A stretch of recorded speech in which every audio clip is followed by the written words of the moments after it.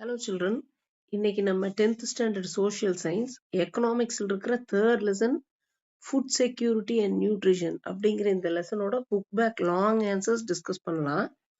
Food security and nutrition, உணவு பாதுகாப்பு மற்றும் ஊட்டச்சத்து. Elucidate why green revolution was born. Green revolution அப்படின்னா பசுமை புரட்சி. பசுமை புரட்சி ஏன் பிறந்தது அப்படிங்கிறத எலுசிடேட் பண்ணுங்க, விவரிச்சு எழுதுங்க, காரணங்களை கண்டுபிடிங்க அப்படிங்கிறத இந்த question. The main causes for the green revolution are, பசுமை புரட்சி உருவானதற்கான காரணங்கள் என்னென்னா, a growing country with a massive population was perceived to be a potential candidate for revolution. அப்போ ஒரு வளரும் நாடு, அதிகப்படியான மக்கள் தொகையினால இருக்கிற நாடு is to be perceived, அதுதான் ஒரு பொட்டன்ஷியலான கேண்டிடேட். அப்படின்னா புரட்சிக்கு சாத்தியமான ஒரு போட்டியாளர். கேண்டிடேட் அப்படின்னா தேர்வாளர், எப்படி வேணாலும் எடுத்துக்கலாம். ஓகேங்களா? அப்போ வளரும் நாடு, அதிகப்படியான மக்கள் தொகையோட இருக்கிற நாடு தான் புரட்சிக்கு சரியான நாடு அப்படிங்கிறது தான் இந்த லைனோட meaning. The recurrent droughts experienced by India pushed her to be dependent on imports of food grains. Food grains னா உணவு தானியங்கள். ஓகே, recurrent droughts அப்படின்னா அடிக்கடி ஏற்பட்ட வறட்சி, பஞ்சம், திரும்ப மீண்டும் மீண்டும் ஏற்பட்ட வறட்சி இந்தியால அதிகமா அடிக்கடி வந்ததுனால இந்தியா மற்ற கண்ட்ரி கிட்ட இருந்து உணவு தானியங்களை இம்போர்ட் பண்ண வேண்டிய நிலைமைக்கு தள்ளப்பட்டுச்சு. டிபெண்டன்ட்னா மற்ற கண்ட்ரிகளை சார்ந்து இருக்க வேண்டியது இருந்தது. மற்ற கண்ட்ரியில இருந்து இறக்குமதி செய்ய வேண்டியதா இருந்தது India. The available foreign exchange reserve could not permit open market purchases and import of grains. அப்போ ஃபாரின் எக்ஸ்சேஞ்ச் ரிசர்வ் அப்படின்னா வெளிநாட்டு மாற்று நிலுவை. ஓகேங்களா? அந்த ரிசர்வ்னால ஓப்பன் மார்க்கெட்ல, ஓகேங்களா, திறந்த வெளி சந்தை இருந்து நம்ம உணவு தானியங்களை இறக்குமதி செய்ய முடியல. ஓகேங்களா? India had to plead for food grains from richer countries at concessional rates. அப்ப இந்தியா இறக்குமதியும் பண்ண முடியாம வறட்சியிலையும் கஷ்டப்பட்டதுனால பணக்கார நாடுகள் கிட்ட கன்செஷனல் ரேட்டுக்கு, கம்மியான ரேட்டுக்கு, டிஸ்கவுண்டட் ரேட்டுக்கு, சலுகை விகிதத்துல உணவு தானியங்களை கேட்டு கெஞ்சரா மாதிரியான நிலைமையில இருந்தது. ஆஃப்டர் இண்டிபெண்டன்ஸ், சுதந்திரத்திற்கு அப்புறமா India chose to adopt a planned developmental model. அப்போ ஒரு திட்டமிட்ட வளர்ச்சிய இந்தியா பிளான் பண்ணுது. ஓகே, இப்படிதான் நம்ம வளரணும் அப்படின்னு திட்டங்களை வகுக்குது. A plan to increase food production by introducing high yielding varieties of wheat and rice was implemented in selected districts. ஓகேங்களா?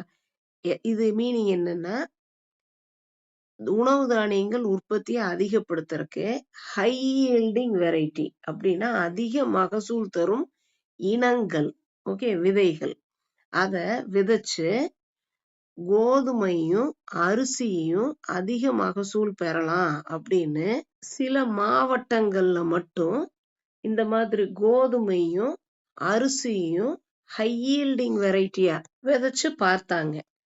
The results were promising. அப்ப அதற்கு மிகச்சிறந்த மகசூலை பெற்றாங்க. And the program was extended to cover larger number of districts.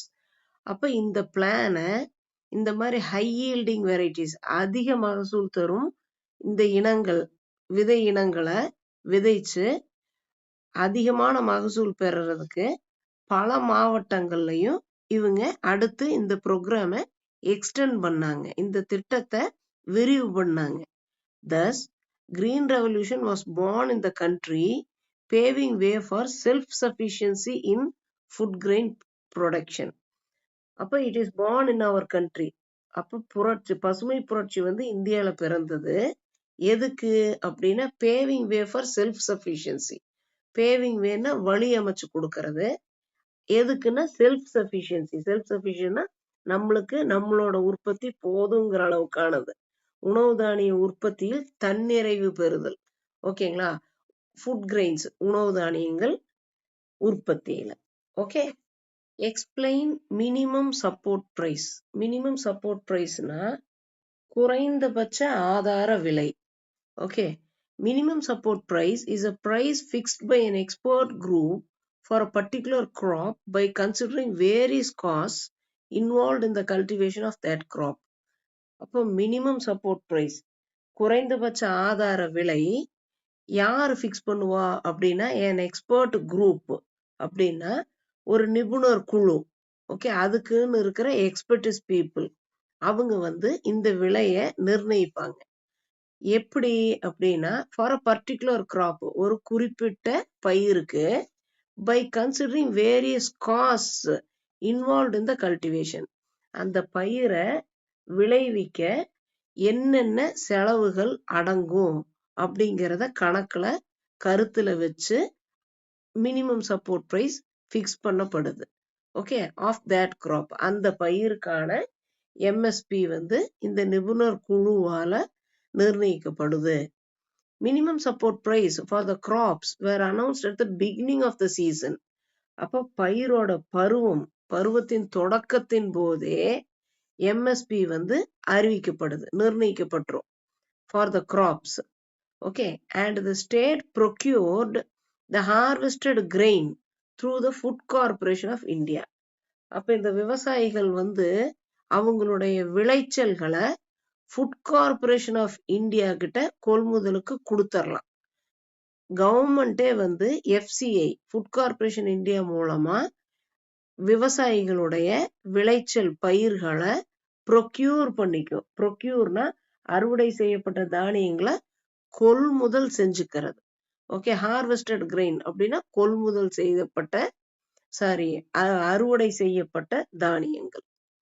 After announcing the MSP, minimum support price அறிவிச்சதுக்கு அப்புறமா state will open procurement centres. அப்ப procurement சென்டர்ஸ்னா கொள்முதல் மையங்களை அந்த அரசாங்கம், அந்த மாநிலத்தோட அரசாங்கம் ஓபன் பண்ணும், திறக்கும். இந்த places where these crops are widely grown, எங்க இந்த பயிர்கள் எல்லாம் அதிகப்படியா விளையுதோ அங்க வந்து ப்ரொக்யூர்மெண்ட் சென்டர்ஸ், கொள்முதல் மையங்களை கவர்மெண்டே திறக்கும். However, the farmers are free to sell in open market. அப்ப திறந்த சந்தை, ஓபன் மார்க்கெட்ல அவங்களாவே அவங்க திறமையில அதிக விலைக்கு விற்கிறதுனா வித்துக்கலாம் ஃபார்மர்ஸ். ப்ரொக்யூர்மெண்ட் சென்டர் மேலேயே கொண்டுட்டு வந்து எஃப்சிஐ கிட்டேயே விற்கணுங்கிறது கிடையாது. Okay, they can sell in the open market if they get a better price. நல்ல விலை கிடைத்தால் வெளியே அவங்களே வித்துக்கலாம். For the crop produce, okay, அந்த பயிர்களை அவங்களே அதிக விலைக்கு வெளியே வித்துக்கலாம். ஆன் தி அதர் ஹேண்ட், ஆனா if the open market price is lower then the MSP, minimum support price, குறைந்தபட்ச ஆதார விலையை விட ஓப்பன் சந்தையில, ஓப்பன் மார்க்கெட்ல விலை கம்மியா இருந்ததுன்னா the farmers would get an assured price. அப்ப assuredனா உறுதியா முன்கூட்டியே கணித்து நிர்ணயிக்கப்பட்ட விலை, assured price farmers வாங்கிக்கலாம். by selling their produce to the FCI, அவங்களோட பயிர்களை, விளைச்சல் பயிர்களை ஃபுட் கார்பரேஷன் ஆஃப் இந்தியாவுக்கு வித்து அவங்க அந்த பணத்தை பெற்றுக்கலாம். Thus, MSP protects the interests of the farmers. அப்போ இந்த மினிமம் சப்போர்ட் பிரைஸ் வந்து விவசாயிகளுடைய நலனை பாதுகாக்குது. By confirming the price they would get for their produce, அவங்களோட பயிர் விளைச்சல்களுக்கு நல்ல விலை முதல்லயே கன்ஃபார்ம் செய்யப்படுறதுனால அவங்களோட இன்ட்ரெஸ்ட், அவங்களுடைய நலன்கள் பாதுகாக்கப்படுகிறது. At the end of the crop season, பயிர் பருவம் முடியும் போது அவங்க இந்த எம்எஸ்பி ரேட்டுக்கு, மினிமம் சப்போர்ட் பிரைஸ் விலைக்கு அவங்களோட விளைச்சல்களை FCI food corporation of India கிட்ட வித்துக்கலாம். Okay. Elaborate the public distribution system. Public distribution சிஸ்டம்னா பொதுவான விநியோக முறை. பொது விநியோக முறை. நம்ம இந்த ரேஷன் ஷாப்ஸ் எல்லாம் இருக்கு இல்லைங்களா, அதுதான் PDS. Tamil Nadu has adopted an universal PDS. Universal PDS அப்படின்னா அனைவரும் சமம், பொதுவான பொது விநியோக முறையை தமிழ்நாடு ஃபாலோ பண்ணுது. As the rest of the states in India had a targeted PDS. டார்கெட்டட்னா ஒரு குறிப்பிட்ட மக்களுக்கு மட்டும், குறிப்பிட்ட மக்களை மட்டும் இலக்கா வச்சு அவங்களுக்கு மட்டும் சப்ளை பண்றாங்க மற்ற ஸ்டேட்டுங்க இந்தியால, மற்ற மாநிலங்கள். அன்று யூனிவர்சல் பிடிஎஸ், நம்ம தமிழ்நாடு ஃபாலோ பண்ற யூனிவர்சல் பிடிஎஸ் கீழே all the family ration card holders are entitled to the supplies from PDS. அப்ப ரேஷன் கார்டுல இருக்க அனைவருக்குமே பிடிஎஸ் ரேஷன் கடைகள்ல கிடைக்கும் பொருட்களை வாங்குறக்கும் அனுபவிக்கிறக்கும் உரிமை உண்டு. என்டைட்டில்டு அப்படின்னா உரிமைகள் இருக்கு. இந்த டார்கெட்டட் பிடிஎஸ் மற்ற மாநிலங்கள் ஃபாலோ பண்ற மாதிரி ஒரு குறிப்பிட்ட மக்கள் மட்டும் கொடுக்கப்படுற BDS. The beneficiaries are identified based on certain criteria. அப்போ ஒரு குறிப்பிட்ட விதிகளின் அடிப்படையில பயனாளிகளை கண்டுபிடிச்சு அவங்களுக்கு மட்டும் இந்த பிடிஎஸ் பொருட்களை கொடுக்கறாங்க. அவங்களுக்கு சிலவங்களுக்கு மட்டும்தான் இந்த உரிமைகள் உண்டு. மற்றவங்களுக்கு இந்த பிடிஎஸ் டார்கெட்டட் பிடிஎஸ் கீழே ரேஷன் பொருட்கள் வழங்கப்படுவது இல்லை. Both the union and state governments subsidized the supplies distributed through PDS. அப்ப ரேஷன் கடைகள் மூலமாக பொது விநியோக முறை மூலமாக கொடுக்கப்படும் பொருட்கள் அனைத்துக்குமே சப்சிடைஸ்டு விலையில தான் கொடுக்கப்படுது. சப்சிடைஸ்டு விலைனா நல்ல குறைந்த விலையில, சலுகை விலையில கொடுக்கப்படுது. ஓகே. எதனால, யாருனால கொடுக்கப்படுது அப்படின்னா யூனியன் கவர்மெண்ட், சென்ட்ரல் கவர்மெண்ட்னாலையும் ஸ்டேட் கவர்மெண்ட்னாலையும், ரெண்டு கவர்மெண்ட்டுகளுமே பிடிஎஸ் பொருட்களுக்கு சப்சிடைஸ்ட் ரேட்ல தான் தந்துட்டு இருக்காங்க. The level and quantum of subsidy. அப்ப லெவலும் குவாண்டம் அப்படின்னா மானியத்தோட அளவும் தொகையும் ஒவ்வொரு ஸ்டேட்டுகளுக்கும் ஒவ்வொரு மாநிலங்களுக்கும் மாறுபடுது. சப்சிக்வெண்ட்லி அதுக்கப்புறம் அதன் பிறகு the national food security act அப்படின்னா தேசிய உணவு பாதுகாப்பு சட்டம் was passed by the Indian Parliament. பாராளுமன்றம் இந்த ஒரு சட்டத்தை இயற்றுது, கொண்டுட்டு வருது, அறிமுகப்படுத்துது. In 2013, the NFSA, National Food Security Act, covers 50% of urban households. Urban ஹவுஸ்ஹோல்ட்ஸ் அப்படின்னா நகர்ப்புற குடும்பங்கள் 50%களுக்கு இந்த நேஷனல் ஃபுட் செக்யூரிட்டி ஆக்ட் இந்த சட்டத்தின் மூலமாக இந்த பிடிஎஸ் ரேஷன் பொருட்கள் கிடைக்குது. And 75% of the rural households, 75% கிராமப்புற குடும்பங்களுக்கு ரேஷன் பொருட்கள் கிடைக்கிறதுக்கு வழிவகை செய்திருக்கிறார்கள். These households are known as priority households. priority householdsனா முன்னுரிமை பெற்ற குடும்பங்கள். ஓகே. அப்ப இந்த 50% அர்பன் ஹவுஸ் ஹோல்டும் 75% ரூரல் ஹவுஸ் ஹோல்ட்ஸும் are called as priority households. முன்னுரிமை பெற்ற குடும்பங்கள்னு பெயர் வாங்கியிருக்கு. Identified based on the set of criteria. சில குறிப்பிட்ட முன்னுரிமை, குறிப்பிட்ட விதிகளின் அடிப்படையில இவங்களை ஐடென்டிஃபை பண்ணியிருக்கிறாங்க, பிரிச்சிருக்கிறாங்க. Priority households of this country now have the right to food supplied through PDS. Ration கடைகளை கிடைக்கிற எல்லா பொருட்களுக்கும் இந்த priority householdsகளுக்கு வாங்குறதுக்கு இந்த ஹவுஸ்ஹோல்ட்ஸ், priority householdsனா முன்னுரிமை பெற்ற குடும்பங்கள் அனைத்தும் இந்த பொருட்களை பயன்படுத்துவதற்கு முழு உரிமைகள் பெற்றவர்கள். The union government supplies rise at the rate of 3 per kg. Central government அரிசிய 1 கிலோ 3 ரூபாய் கொடுக்குது. வீட் கோதுமைய 1 கிலோ 2 ரூபாய்க்கு கொடுக்குறாங்க. மில்லட்ஸ்னா சிறுதானியங்கள், சிறுதானியங்கள் 1 கிலோ 1 ரூபாய்க்கு NFSA மூலியமா வழங்குறாங்க. Tamil Nadu continues to have the universal system of PDS.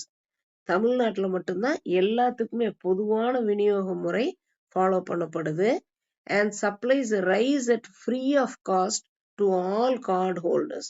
யார் யார்கிட்ட எல்லாம் ரேஷன் கார்டு இருக்கோ அவங்க எல்லாத்துக்குமே அரிசிய இலவசமா தமிழ்நாடு கவர்மெண்ட் கொடுத்துட்டு வருது. ஓகே, இதுதான் public distribution system. What are the factors affecting the purchasing power and explain them? Purchasing power அப்படின்னா வாங்கும் திறன். ஓகே, வாங்குற கெப்பாசிட்டி. அத அஃபெக்ட் பண்ற, அத பாதிக்கிற காரணங்கள் என்னென்ன, காரணிகள் என்னென்ன அப்படிங்கறத இந்த question. Purchasing power is the value of a currency expressed in terms of the amount of goods or services that one unit of money can buy. அப்ப வாங்கும் திறன் எதனால நிர்ணயிக்கப்படுது அப்படின்னா, ஒரு குறிப்பிட்ட பணம் நம்ம வச்சிருக்கோம்னு வச்சுக்கோங்க, அதை வச்சு நம்ம எத்தனை பொருள் அல்லது சேவைய நம்ம பெற முடியும் அப்படிங்கிறது தான் இந்த லைனோட மீனிங். ஓகே, இப்ப நம்ம 100 ரூபாய் வச்சிருக்கோம். ஒரு 100 ரூபாய் வச்சு நம்ம என்ன மாதிரி சேவைய வேலைய நம்ம வாங்கிக்க முடியும், என்ன மாதிரி பொருளை எந்த அளவுல நம்ம வாங்கிக்க முடியும் அப்படிங்கறத இந்த line. Price increases, purchasing power declines and vice versa. Okay, இப்போ விலை ஏறினால் வாங்கும் திறன் குறையும். ஒரு பிஸ்கட் பாக்கெட் 10 ரூபான்னு வச்சுக்கங்க. இப்ப நான் 20 ரூபா வச்சிருக்கேன் அப்படின்னா 2 பிஸ்கட் பாக்கெட் வாங்க முடியும் என்னால. ஓகேங்களா? அதே பிஸ்கட்டு 10 ரூபா ரேட்டுல இருந்து 15 ரூபா ஆச்சுன்னு வைங்களேன், அப்ப 2 பேக்கெட் பிஸ்கட்டுக்கு 30 ரூபா நம்ம கட்டணும் இல்லைங்களா? ஆனா என்கிட்ட 20 ரூபா தான் இருக்கு. அப்ப நான் என்ன பண்ணுவேன், எனக்கு முடிஞ்ச அளவுக்கு ஒரு பிஸ்கட் பாக்கெட் வாங்கிக்குவேன்.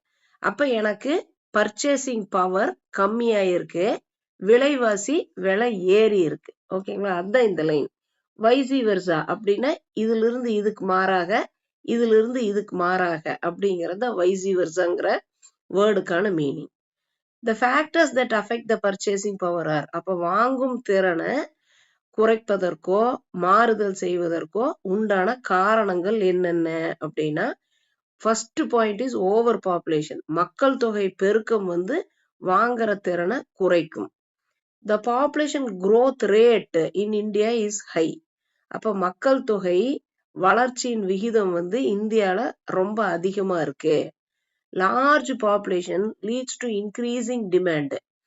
அப்போ அதிகப்படியான மக்கள் தொகை பெருக்கத்தினால தேவைகள் ரொம்ப ரொம்ப அதிகமாகுது. But supply was not equal to the demand. சப்ளைனா கிடைக்கிறது. அப்ப எவ்வளவு தேவையோ அவ்வளவு நம்மளுக்கு கிடைப்பதில்லை. ஓகே, அது ரெண்டும் சரிசமமா இருக்கிறது இல்ல. எப்பயுமே தேவைகள் இருந்துட்டே இருக்குது. Okay, so the normal price level will be going higher. அப்ப தேவை அதிகமா இருக்கும்போது விலை ஏற்றமும் அதிகமாகுது. ஆட்டோமேட்டிக்லி தானாகவே it affects the purchasing power. அப்ப விலை ஏற்றம் ஆகும்போது வாங்குற திறன் குறையும். Especially in rural population. முக்கியமா கிராமப்புறங்கள்ல, கிராமப்புற மக்களுக்கு விலையேற்றமும் வாங்கும் திறனும் ரொம்ப ரொம்ப பாதிப்பை உண்டு பண்ணுது. Increasing prices of essential goods. எசென்ஷியல்னா முக்கியமான பொருட்கள், எசென்ஷியல் கூட்ஸ் அப்படின்னா அப்ப அதோட விலைகள் ஏற்றமடையுது. Increasing prices of essential goods. Though there is constant growth in the GDP. ஜிடிபின்னா ஒரு நாட்டுடைய மொத்த உற்பத்தி. ஓகே, அப்ப ஜிடிபி மொத்த உற்பத்தி ஒரு நாட்டுடையது, இந்தியாவுடையது அதிகமாயிட்டே இருக்கு. ஓகேங்களா? ஆனாலும் there is a steady increase in the prices of the essential goods. பொருட்களின் உற்பத்தி அதிகமானாலும் விலையேற்றமும் அதே அளவுக்கு அதிகமாயிட்டே இருக்குது அத்தியாவசிய பொருட்கள் மேல. The continuous rise in the prices erodes the purchasing power and adversely affect the poor people. அப்ப தொடர்ந்து ஏறும் விலையானது வாங்கும் திறனை குறைக்குது. ஓகே, இது ரொம்ப மோசமாக ஏழை மக்களை பாதிக்குது. டிமாண்ட் ஃபார் கூட்ஸ் அப்படின்னா ஒரு பொருளுடைய தேவை. when demand for goods increases, அப்போ ஒரு பொருளுக்கான தேவை அதிகரிக்கும் போது the price of the goods increases, அதனுடைய விலை ஏறுது. then the purchasing power is affected, விலை ஏறுறதுனால அங்கேயும் வாங்கும் திறன் குறையுது. price of goods affect the value of currency, அப்ப பணத்துடைய மதிப்பை விலையேற்றம் குறைத்து விடுகிறது. when the price increases, விலை ஏறும்போது the purchasing power decreases, திரும்பவும் சேம் பாயிண்ட் தான், வாங்கும் திறன் குறையுது. and finally கடைசியா the value of currency decreases and vice versa. Okay, தங்கம் 5,000 ரூபாய் இருந்தது ஒரு பவுன், இப்ப 60,000 ரூபாய் இருக்குது ஒரு பவுன். ஓகேங்களா? அப்போ 5,000 ரூபாய் கொடுத்து ஒரு பவுன் வாங்கின காலத்துல இப்ப நம்ம 50,000 ரூபாய் கொடுத்து வாங்குறோம். அது வேல்யூ ஆஃப் கரன்சி, பணத்தோட மதிப்பை குறைச்சிருக்குன்னு தான் அர்த்தம். Okay, vice versa same word as in the first paragraph. production and supply of goods, அப்போ ஒரு பொருளுடைய உற்பத்தியும் சப்ளை அப்படின்னா விநியோகம், அப்போ உற்பத்தியும் விநியோகமும். the production and supply of goods decline, the price of goods increases. அப்போ ஒரு உற்பத்தியோ ஒரு விநியோகமோ குறையும் போது அப்பவும் விலையேற்றம் அதிகமாகும். then the purchasing power is affected, அதனாலையும் வாங்குற திறன் குறையும். poverty and inequality, povertyனா ஏழ்மை, inequality அப்படின்னா ஏற்றத்தாழ்வு மிக்க சமுதாயம், inequality. there exists a huge economic disparity in the Indian economy, அப்ப இந்தியாவுல பொருளாதாரத்தை பொறுத்த வரைக்கும் ஒரு மிகப்பெரிய ஏற்றத்தாழ்வு மக்களிடையே இருக்குது. the proportion of income and assets owned by top 10% of India goes on increasing. அப்போ ஒரு 10% மக்கள், இந்திய மக்கள் கிட்ட இருக்கிற சொத்துக்களும் அவங்களுடைய வருமானத்தோட கம்பேர் பண்ணும்போது மற்ற மக்களுடைய சொத்துகளும் வருமானமும் ரொம்ப ரொம்ப வித்தியாசப்படுது. Okay, that is called as disparity. Okay, அப்போ அந்த பணக்காரர்களுடைய அந்த 10% இந்தியர்களுடைய சொத்துகளும் அவங்களுக்கான வருமானங்களும் அதிகமாயிட்டே இருக்குது. this has led to an increase in the poverty level in the society. இதனாலையும் சமூகத்துல ஏழ்மை நிலை பரவிட்டே இருக்குது, அதிகமாயிட்டே இருக்குது.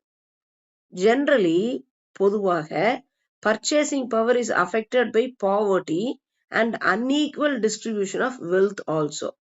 அப்ப ஏழ்மைனாலையும் சரிசமமா டிஸ்ட்ரிபியூட் ஆகாத, பரவலா இல்லாத சொத்துக்கள் வருமானங்கள்னாலையும் பர்ச்சேசிங் பவர், வாங்குற திறன் குறைந்து வருகிறது. what are the main objectives of the new agricultural policy? New agricultural பாலிசினா புதிய வேளாண்மை கொள்கை. ஓகே, அதோட மெயின் ஆப்ஜெக்டிவ்ஸ், அதனுடைய நோக்கங்கள், முக்கியமான நோக்கங்கள் என்ன? the new agricultural policy based on the export of agricultural goods, based on the export அப்படின்னா ஏற்றுமதி செய்யப்படும் வேளாண் பொருட்களின் அடிப்படையை கொண்டது. நியூ அக்ரிகல்ச்சரல் பாலிசி 2018ல சென்ட்ரல் கவர்மெண்ட்னால அறிவிக்கப்பட்டது. Okay, announced by. This policy is formulated for all around. அப்ப இந்த பாலிசி, இந்த கொள்கை எதற்கு வடிவமைக்கப்பட்டிருக்கிறது அப்படின்னா for all around and comprehensive development of agricultural sector. அப்போ முழுமையான, ஆல் அரவுண்ட்னா முழுமையான, காம்ப்ரிஹென்சிவ் அப்படின்னா பரவலா விரிவான வளர்ச்சி அக்ரிகல்ச்சரல் செக்டர் பெறணும்னு இந்த கொள்கை வடிவமைக்கப்பட்டிருக்கு. அக்ரிகல்ச்சரல் செக்டர்னா விவசாயத்துறை. Some of the important objectives of the new agricultural policy, புது வேளாண் கொள்கை, இதுக்கு கீழே இருக்கிற முக்கியமான கொள்கைகள் என்னென்ன அப்படின்னா raising the productivities of inputs. இன்புட்னா உள்ளீடுகள். ஓகே, அப்போ உள்ளீடுகளோட உற்பத்தி திறனை அதிகரிக்கிறது முதல் நோக்கம். one of the important objectives of India's agricultural policy is, அப்போ இந்திய விவசாய பாலிசி கொள்கை ஓட முக்கியமான நோக்கம் என்னன்னா improve the productivity of the inputs. அப்போ உள்ளீடுகளோட உற்பத்தி திறனை அதிகப்படுத்தணும். அது என்னென்ன அப்படின்னா high yielding variety of seeds, HYV அப்படின்னா high yielding variety, fertilizers, அப்புறம் pesticides, அப்புறம் irrigation projects. அப்ப இந்த நாளையும் ரொம்ப ரொம்ப உற்பத்தியில அதிகப்படுத்தணும் அப்படிங்கறது முதல் நோக்கம். high yielding varieties அப்படின்னாலே அதிகமா விளைச்சலை தரக்கூடிய விதைகள், ஃபெர்டிலைசர்னா உரங்கள், பெஸ்டிசைட்ஸ் அப்படின்னா பூச்சிக்கொல்லிகள். இந்த வயல்வெளியில இந்த பயிர்கள்ல இந்த பூச்சிகள் கடிச்சு மகசூலை குறைச்சிடக்கூடாதுன்னு பெஸ்டிசைட்ஸ் போட்டு அந்த பூச்சிகளை எல்லாம் கொல்லுவாங்க. அதுக்கு பெஸ்டிசைட்ஸ். இரிகேஷன் ப்ராஜெக்ட்ஸ் அப்படின்னா தண்ணி நீர்ப்பாசன திட்டங்கள், பாசன திட்டங்களை மேம்படுத்தணும் அப்படிங்கிறது நம்ம இந்திய விவசாயத்துறையோட நோக்கம். raising the value added per hectare அப்படின்னா ஒரு ஹெக்டேருக்கு அதிக மதிப்பு சேர்த்தல் அப்படின்னு அர்த்தம். agricultural policy is to increase per hectare value added. அப்போ ஒரு ஹெக்டேருக்கு ஒரு குறிப்பிட்ட நிலப்பரப்பு, ஒரு அளவான நிலப்பரப்புல உற்பத்தியாகிற பொருட்களுடைய விளைச்சலை அதிகப்படுத்துறது. ஓகே, rather than மாறாக raising physical output by raising the productivity of the agricultural in general. பொதுவாகவே எல்லா பக்கமும் உற்பத்தி திறனை அதிகப்படுத்துறதுக்கு பதிலாக ஒரு குறிப்பிட்ட ஒரு ஹெக்டேர் அளவிலான ஒரு நிலப்பரப்புல அதிகப்படியான விளைச்சலை சின்ன சின்ன இடத்த யூஸ் பண்ணி அதுல அதிகமான விளைச்சல் எடுக்கிற நோக்கம். Okay, and productivity of small and marginal holding in particular. அப்ப ஸ்மால் அப்படின்னா சிறு மற்றும் குறு விவசாயிகளுடைய நிலங்கள்ல அதிகப்படியான மகசூல் பெறுவது. Okay, protecting the interest of the poor farmers. அப்ப ஏழை விவசாயிகளுடைய நலனை பாதுகாக்கிறது இந்திய விவசாயத்துறையுடைய முக்கியமான கொள்கை.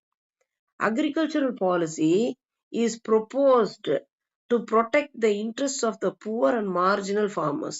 அப்ப நம்மளுடைய கொள்கையே என்னன்னா ஏழை விவசாயிகள், சிறு குறு விவசாயிகளோட நலனை காப்பாத்துறது, அவங்களுடைய வாழ்வாதாரத்தை மேம்படுத்துறது. by abolishing intermediaries through land reforms, நில சீரமைப்பு திட்டங்கள் மூலமா இந்த நடுநிலை மனிதர்கள், இந்த புரோக்கர்ஸ் அப்படிம்பாங்களே, இன்டர்மீடியரிஸ் அப்படின்னா புரோக்கர்ஸ். அப்போ ஒரு விவசாயி இடத்துல ஒரு விவசாயி விளைச்சல் எடுத்திருக்காரு அப்படின்னா இவங்க கிட்ட போய் ஒரு 10,000 ரூபாய் கொடுத்து அந்த பொருட்களை அட்வான்ஸ் பேசி நிறுத்திட்டு கொள்ளை லாபத்துக்கு மத்தவங்களுக்கு மாத்தி வித்துட்டு நடுவில் இருக்கிறவங்க அந்த பணத்தை எடுத்துக்கிறாங்க. அந்த நடுவில் இருக்கிறவங்க தான் இன்டர்மீடியரிஸ், புரோக்கர்ஸ் அப்படிங்கிறாங்க.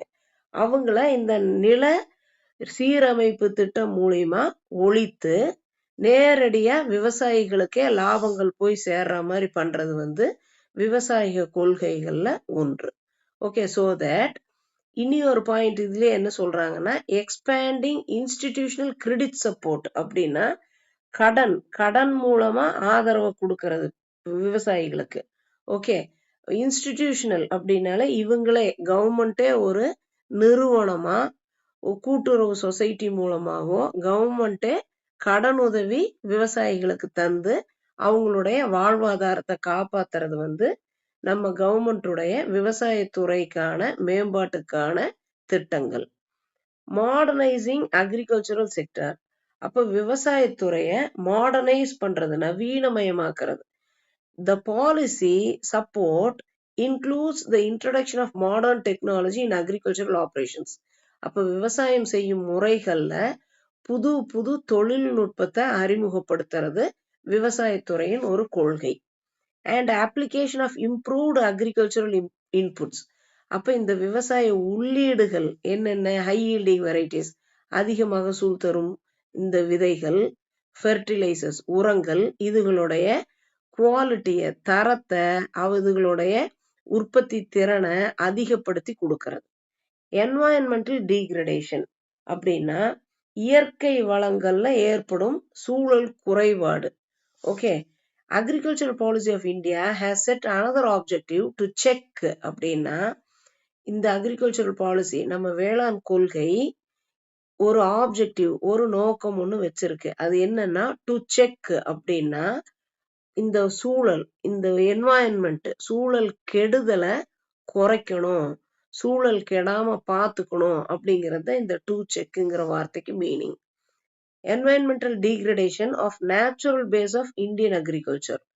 என்வாயன்மெண்டல் டீக்ரடேஷன் அப்படின்னா இயற்கை வளங்களின் சூழல் குறைபாடு.